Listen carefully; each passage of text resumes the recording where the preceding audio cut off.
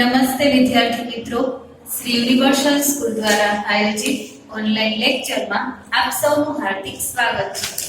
વિદ્યાર્થી મિત્રો, ધોરણ 5 માં આપણે યુનિટ 5 હેલ્પિંગ હેન્ડ્સ નો અભ્યાસ કરીએ છીએ, જેમાં આપણે આગળના લેક્ચરમાં એક સરસ મજાની સ્ટોરીનો અભ્યાસ કરેલો હતો.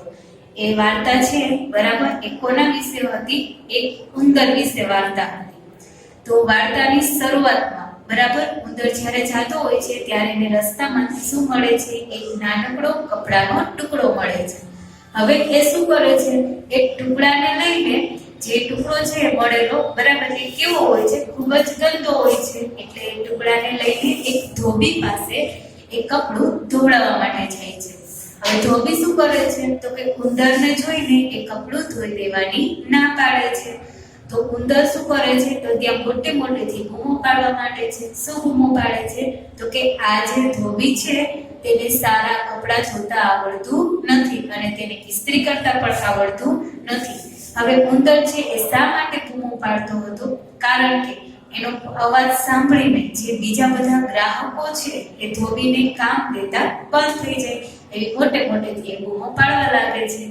તો ધોબી છે શું થાય છે? ગભરાઈને ઉંદરને શું કહે છે?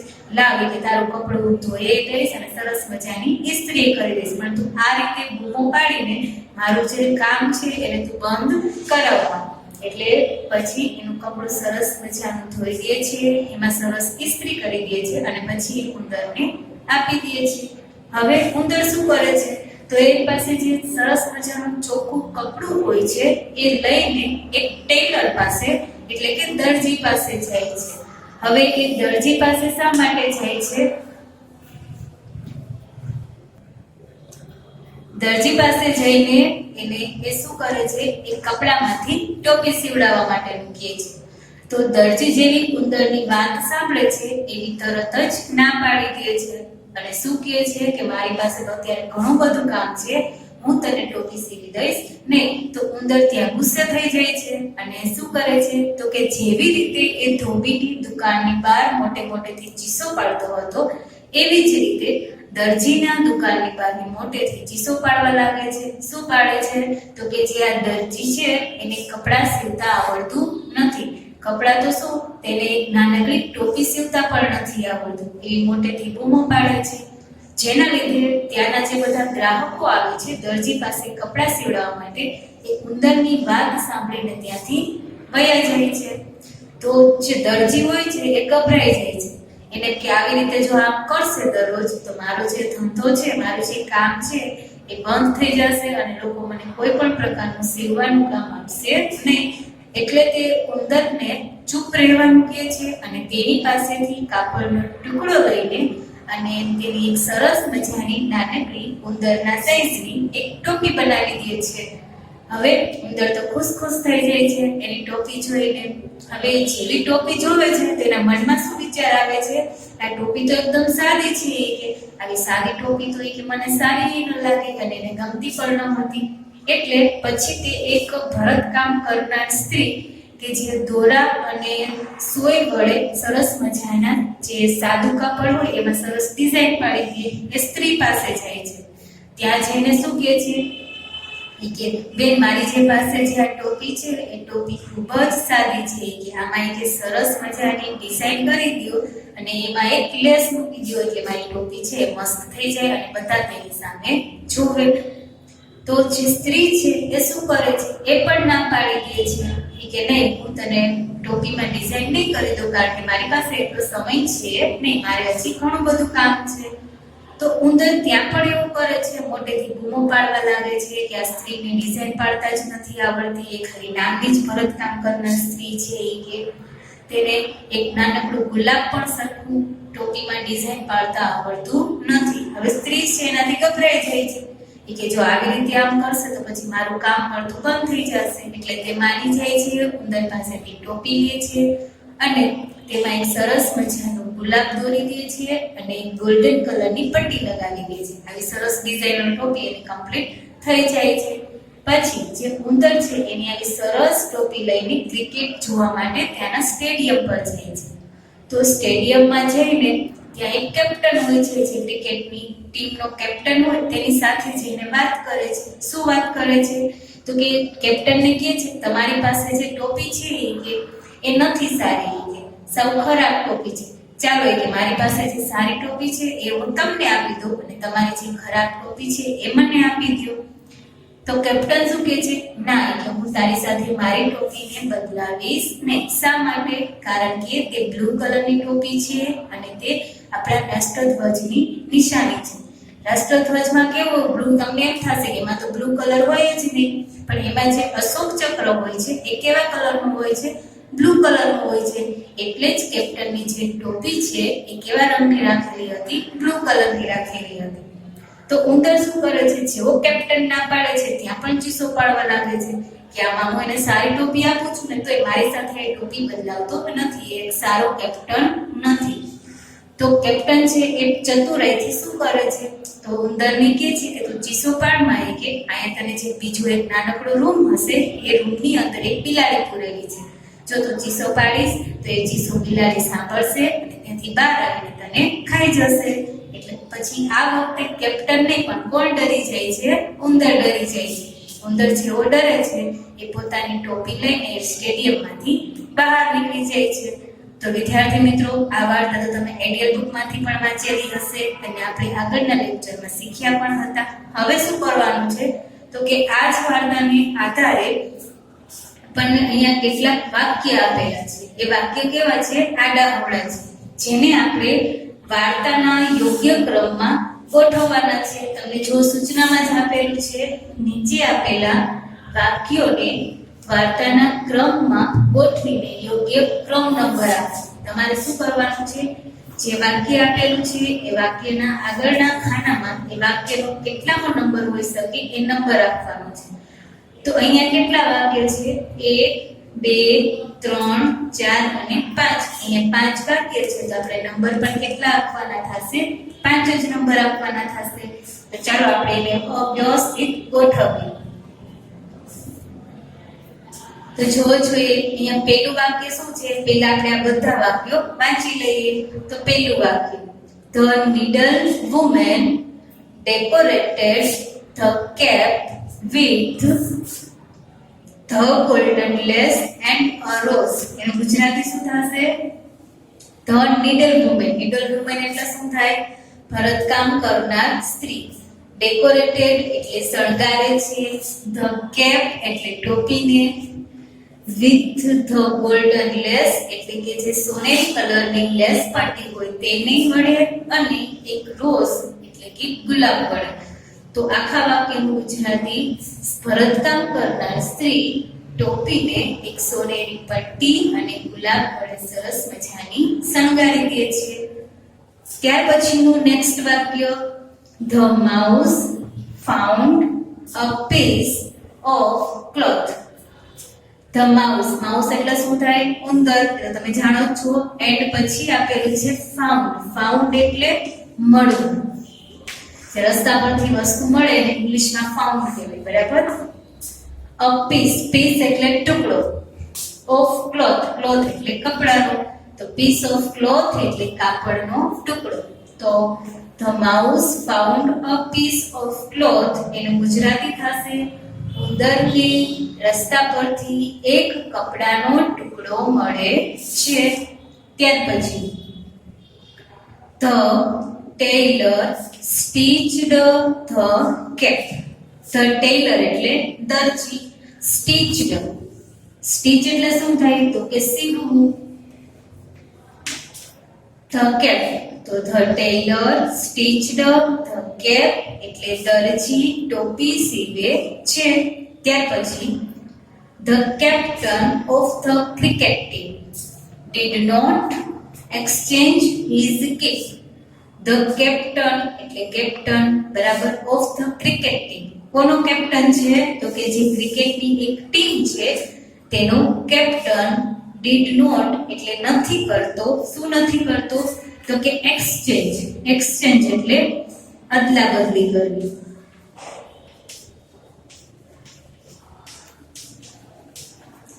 અદલા બદલી કરવી અને ઇંગ્લિશમાં શું કહેવાય? એક્સચેન્જ. હિઝ કેપ, હિઝ એટલે તેની, કેપ એટલે ટોપી. તેનું આખું Gujarati: the captain of the cricket team did not exchange his cap, એટલે ક્રિકેટ ટીમનો એક કેપ્ટન તેની સાથે ટોપી બદલાવતો નથી. ત્યાર પછીનું વાક્ય છે the laundryman washed and iron the cloth. The laundryman, laundryman એટલે કોણ? ધોબી, બરાબર. ધોબીને આપણે ઇંગ્લિશમાં વોશરમેન પણ કહી શકીએ. તો ધ લોન્ડ્રીમેન વોશ્ડ એટલે ધોવે છે, એન્ડ આયરન એટલે ઇસ્ત્રી કરે છે, ધ ક્લોથ એટલે કપડાને. તો the laundryman washed and iron the cloth એટલે ધોબી કપડાને ધોવે છે અને ઇસ્ત્રી કરે છે.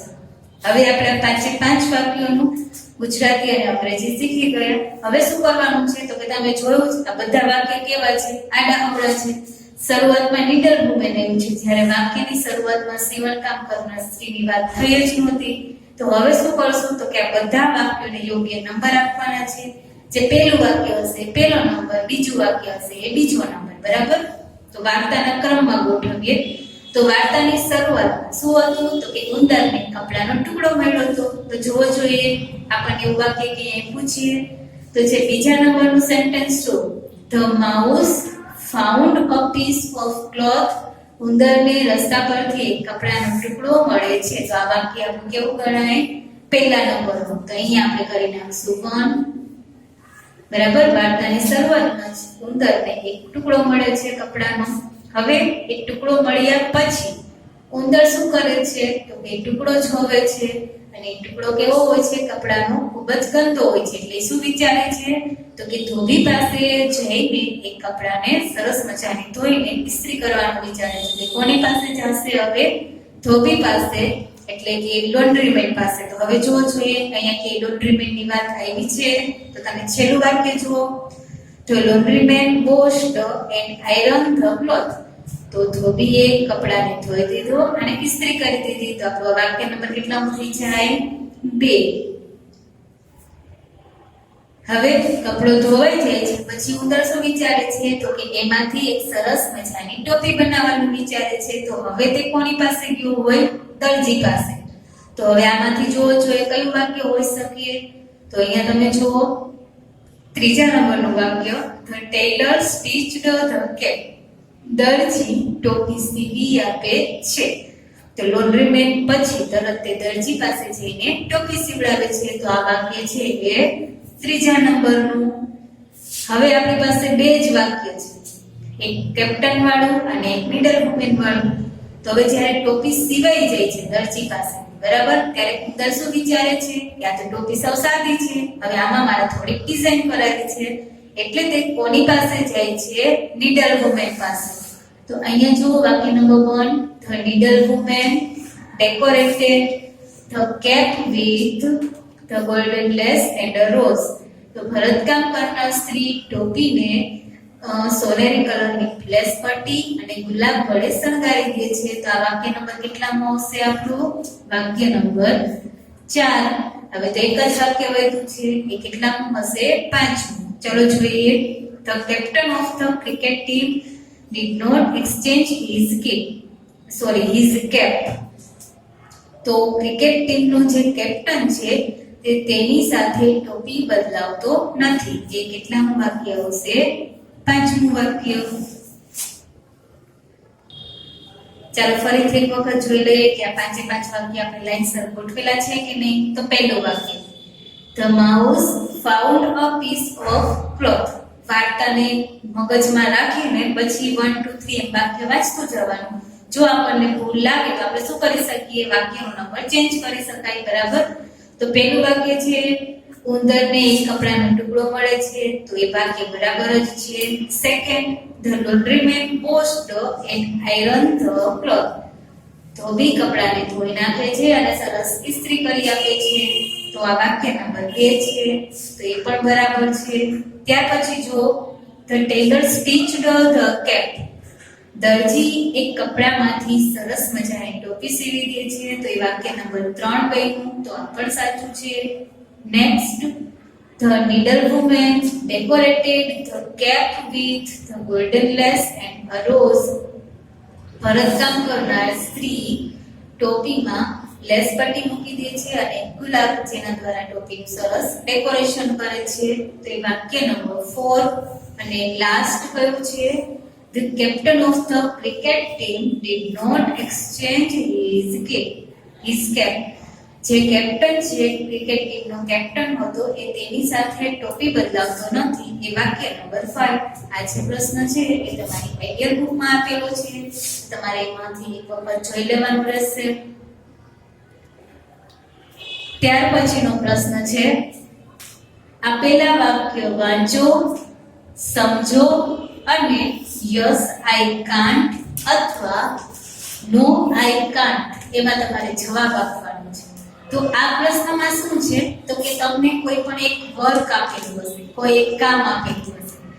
જો એ કામ તમે કરી શકો છો તો તમારે લખવાનું યસ આઈ કેન, એટલે કે હું કરી શકું છું. બરાબર, યસ આઈ કેન આવશે.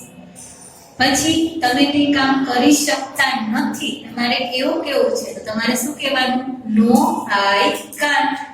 એક્ઝામ્પલ તરીકે, જો તમે સરસ મજાના દોડી શકતા હોય, એટલે કે તમારી જો દોડવાની સ્પીડ વધારે હોય એવું તમને કીધું છે કે તમે દોડી શકો છો, એવું ગુજરાતીમાં વાક્ય આપેલું છે. હવે એમ કેવું હોય કે ના હું દોડી શકતો નથી, તો તમારે લખવાનું નો આઈ કાન્ટ. જો તમે દોડી શકો છો તો તમારે લખવાનું યસ આઈ કેન, એટલે કે હું દોડી શકું છું.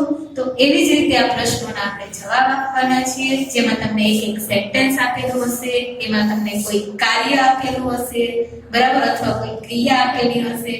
જો એ કામ અથવા ક્રિયા તમે સરળતાથી કરી શકો છો તો તમે લખશો યસ આઈ કેન. એનું ગુજરાતી થાય હું કરી શકું છું. જો તમે એક કામ કે ક્રિયા કરી શકતા નથી તો તમે લખશો નો આઈ કાન્ટ, કે હું કરી શકતી નથી. તો તમારે જવાબમાં લખવાનું રહેશે નો આઈ કાન્ટ. ચલો જોઈએ. પહેલું સેન્ટેન્સ છે, the laundryman can wash and iron the clothes. તો ધ લોન્ડ્રીમેન નો સ્પેલિંગ ખોટો છે. શું આવશે? LAUN. બરાબર. ધ લોન્ડ્રીમેન એટલે કે ધોબી, કેન વોશ એટલે ધોઈ શકે છે, એન્ડ આયરન એટલે ઇસ્ત્રી પણ કરી શકે છે, ધ ક્લોથ્સ એટલે કપડાની. તો આમાં તમને કઈ ક્રિયા કીધી છે તો કે ધોબી છે, બરાબર, એ કપડા સરસ મજાના ધોઈ પણ શકે છે અને એને સરસ ઇસ્ત્રી પણ કરી આપે છે. પછી તમને પ્રશ્ન પૂછ્યો કેન યુ, શું તમે એ કામ કરી શકો છો ધોબી જેવું? હવે જો તમે એ કામ કરી શકતા હોય તો તમારે યસ આઈ કેન, યસમાં જવાબ આપવાનો. નથી કરી શકતા તો નો માં જવાબ આપવાનો. તો જોવો જોઈએ, લોન્ડ્રીમેન નું કામ શું છે? કપડા ધોવાનું અને ઇસ્ત્રી કરવાનું. હવે આ બધા પ્રશ્નના જવાબ હું પોતાના ઉપર, એટલે કે આપણે સ્વપ્રયત્ન આપવાનો છે. જો એ કામ હું કરી શકીશ તો હું યસ આઈ કેન લખીશ. તમે કરી શકતા હોય તો તમારે યસ આઈ કેન લખવાનું. જો હું નહીં કરી શકું તો હું નો માં જવાબ લખીશ. એવી જ રીતે તમે ન કામે કરી શકો તો તમે નો માં જવાબ લખી શકો. તો ચલો અહીંયા જોઈએ. હવે આમાં શું કીધું છે કે ધોબી કપડા ધોવે અને ઇસ્ત્રી કરે. કેન યુ, તમે એ કામ કરી શકો છો?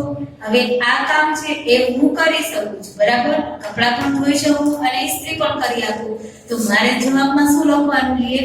Yes I can. Yes I can એટલે કે જે ધોબીનું કામ છે એ કામ મારાથી પણ થઈ શકે છે. હવે છોકરીઓ હોય, બરાબર, તો એને આ કામ આવડતું હોય, કપડા ધોવાનું, ઇસ્ત્રી કરવાનું, તો એ લોકોને કદાચ આ જ જવાબ આવે. છોકરાઓ હોય એને આ કામ ન આવડતું હોય તો એને કયો જવાબ લખવાનો હોય? યસ માં નહીં, પણ જવાબ શેમાં લખવાનો? નો આઈ કાન્ટ માં જવાબ લખવાનો, એટલે કે ના માં જવાબ લખવાનો. સમજાવો? તમારા બધાના જવાબ મારી સાથે મેચ નહીં થાય, કારણ કે આ બધા જવાબ મારા આધારે લખીશ. તમે જ્યારે આ પ્રશ્નનો જવાબ લખો ત્યારે તમારે ધ્યાનમાં રાખીને જવાબ લખવાનો રહેશે. તો ચાલો બીજું સેન્ટેન્સ જોઈએ. The Taylor can measure, cut and stitch the clothes. તો તમને કોનું આપેલું છે? ટેલર. ટેલર છે દરજી, મેઝર એટલે માપ, કટ એટલે કાપવું, સ્ટીચ એટલે સીવવું, કપડા સોરી ક્લોથ્સ એટલે કે કપડાને. તો દરજી કપડાનું માપ લે છે, કાપે છે અને સીવે છે. દરજીનું કામ એ છે. હવે મારાથી એ કામ થાય છે કે નહીં એવો એને મને પ્રશ્ન પૂછ્યો. કેન યુ, શું તમે આ કામ કરી શકો છો?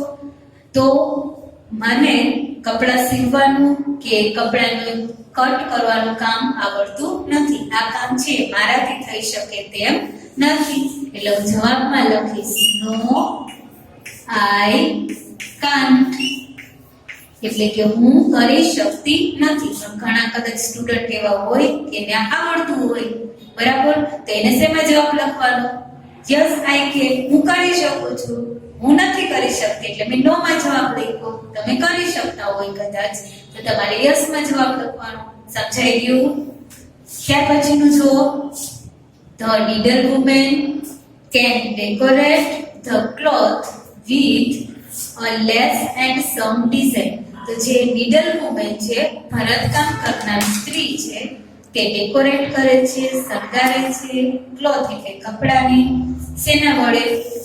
તો કે લેસ એન્ડ સમ ડિઝાઇન, તો થોડીક લેસ પટ્ટી અને ડિઝાઇનો કરીને કપડાનું ડેકોરેશન કરી શકે છે. હવે જે આ કામ છે, બરાબર, કેન યુ તમારાથી થઈ શકે છે? જો એ મને પ્રશ્ન પૂછે છે કારણ કે હું અહીંયા જવાબ લખું છું, તો આ કામ છે એ મારાથી થઈ શકે છે. તો અહીં જવાબમાં શું લખીશ? Yes I can. હું જે આ કામ છે એ કરી શકું છું એટલે હું યસ માં જવાબ લખીશ. તમારાથી એ કામ થઈ શકતું હોય તો તમે યસ માં લખો. જો નથી કરી શકતા તો તમારે જવાબ નો માં લખવાનો છે.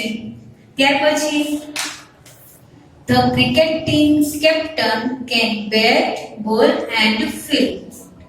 જે ક્રિકેટ ટીમનો કેપ્ટન છે,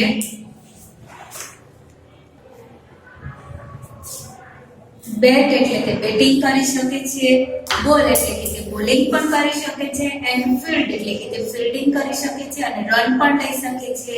તો અહીંયા આપણને કેપ્ટનનું કામ આપેલું છે. ક્રિકેટ ટીમનો જે કેપ્ટન છે એ બેટિંગ, બોલિંગ અને ફિલ્ડિંગ આ ત્રણેય કામ કરી શકે છે.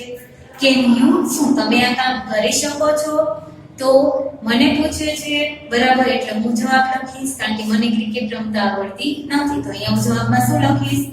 નો આઈ કાન્ટ. હું ક્રિકેટ રમી શકતી નથી. હવે અહીંયા ઘણી છોકરીઓ એવી હોય કે તેને ક્રિકેટ રમતા આવડતું હોય તો યસ માં જવાબ લખે, અને બોયઝને તો ક્રિકેટ રમતા આવડતું જ હોય, બરાબર, એને બેટિંગ, બોલિંગ અને ફિલ્ડિંગ આવડતું જ હોય તો એ પણ શેમાં જવાબ લખે? યસ માં. ઇન શોર્ટ આપણે કહીએ તો કે જેને ક્રિકેટ સરસ રીતે રમતા આવડે છે તે જવાબમાં લખશે યસ આઈ કેન, હું ક્રિકેટ રમી શકું છું. જેને ક્રિકેટ રમતા નથી આવડતું એ નો માં જવાબ લખશે નો આઈ કાન્ટ, હું રમી શકતો નથી, અથવા છોકરી હોય તો હું રમી શકતી નથી. ક્લિયર? ત્યાર પછીનું જો I can read Gujarati, Hindi, Sanskrit and English. અહીંયા તમને 4 ભાષાઓ આપેલી અને પૂછ્યું છે. આઈ એટલે હું, કેન એટલે કરી શકું છું, રીડ એટલે વાંચવું. શું તમે વાંચવું? હું વાંચી શકું છું ગુજરાતી, હિન્દી, સંસ્કૃત એન્ડ ઇંગ્લિશ. હું ગુજરાતી, હિન્દી, સંસ્કૃત અને અંગ્રેજીને વાંચી શકું છું. હવે આ 4 ભાષાઓ આપી છે. આ 4 ભાષાઓને હું વાંચી શકું છું, સમજી શકું છું, એટલે હું જવાબમાં લખીશ યસ આઈ કેન. બરાબર, હું આ ભાષાઓને વાંચી શકું છું. હવે તમને પ્રશ્ન પૂછ્યો હોય કે તમને આ 4 ભાષાઓમાં કોઈ પુસ્તક આપેલું હોય તો તમે વાંચી શકો, બરાબર. જો તમને આ 4 ભાષાના પુસ્તકો કે 4 ભાષાનું લખાણ વાંચતા આવડતું હોય તો તમે યસ આઈ કેન લખો, હું વાંચી શકું છું એવી જ રીતે. જો તમને આ 4 ભાષામાંથી કોઈ એક ભાષા, 2, 3 ભાષા તમને આવડે છે અથવા નથી આવડતી વાંચતા તો તમારે જવાબમાં શું લખવાનું?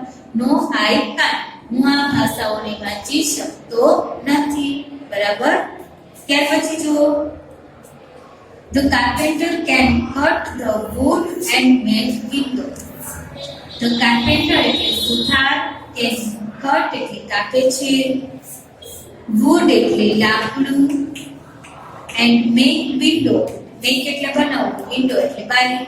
તો જે કાર્પેન્ટર એટલે કે જે સુથાર છે એ લાકડું કાપીને સરસ મજાની બારી બનાવી આપે છે. તો હવે કેન યુ, શું તમે આ કામ કરી શકો છો? જો હું પ્રશ્નના જવાબ લખું છું એટલે અહીંયા હું શું લખીશ? નો આઈ કાન્ટ. શા માટે? કારણ કે મને લાકડું કાપીને તેમાંથી બારી બનાવતા આવડતું નથી. હવે જો તમને કોઈને આવડતું હોય તો તમે યસમાં જવાબ લખો, નથી આવડતું તો નો માં જવાબ લખવાનો. ક્લિયર? ત્યાર પછી Madhav can run very fast.